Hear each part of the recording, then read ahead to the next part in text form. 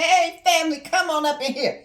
Auntie want to teach you something special today. We're going to be talking about my Ella principle. Now, you know, Auntie has told you several times that I'm a retired high school guidance counselor.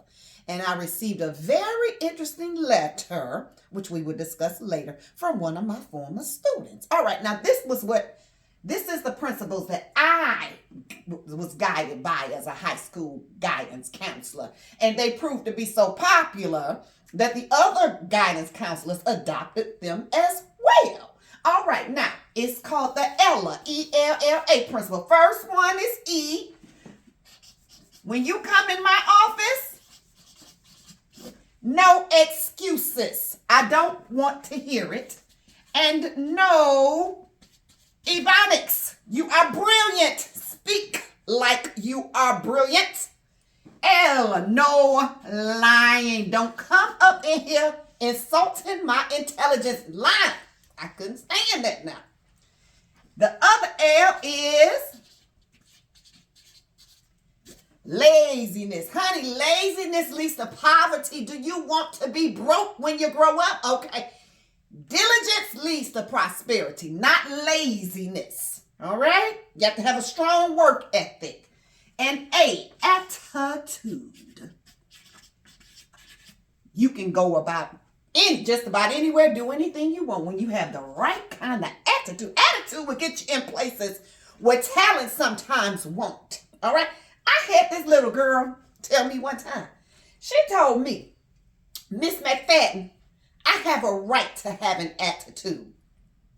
I couldn't believe that little child said that. I called her Minnie. Short for Minnie Mouse because her legs were about just so thin. And I'm short. She was about 2-3 inches shorter than me. So I called her Minnie for sure.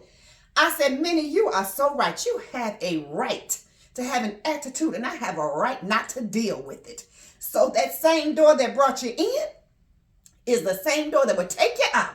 So you get up, your little behind up, and go on out. And if you can't come back up in here with a better attitude, don't come back at all. We're done. Goodbye. That little girl was mad at me for the rest of the year. She was a senior. She did not speak to me. And when she saw me coming down the hall, she went the other way.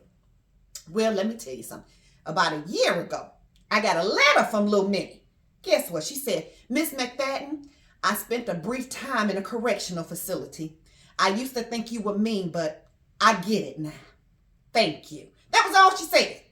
But look here, this is what we applied the Ella principle. And I'm telling you, the top state newspaper wrote up an article about our little country's high school. How we just had so many productive and responsible and successful students.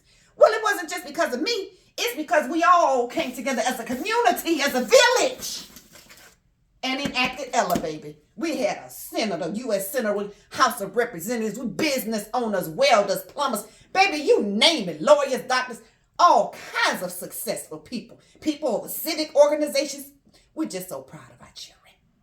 So listen, do what you need to do. You're not meant to be popular. Teachers, guidance counselors, parents. We have to be concerned about our children's future, even when they're not. All right, you right, Auntie. Let me know what you think about today's information. All right, I love you. I'm signing off for the week, and I'll see you next time.